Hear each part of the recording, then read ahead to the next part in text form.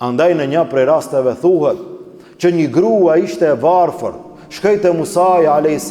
tha: o Musa, lut Allahun që të më jep pak pasuri, kam fukarallëk, kam nevojë. Tha: për çfarë gjëje ki nevojë? Tha: lut Allahun që të më jep një dele. Një dele. Ta kem edhe une nuk kam fukara, lut Allahun. Musa a.s. tha: bën dua dhe këtë dua Allahu do ta pranon. Si të baj dua? Tha: lut Allahun, o Zot, ma jep mua një dele, e fqinjes time, kojshikes time, jepja 2 dele. Tha: Allahu do ta pranon, asaj do t'jep 2 edhe ty do ta jep 1. Tha jo. Mua 1, asaj 2, ma mirë hiç. Lut Allahun, Allah do ta jep. Jo, ashtu jo.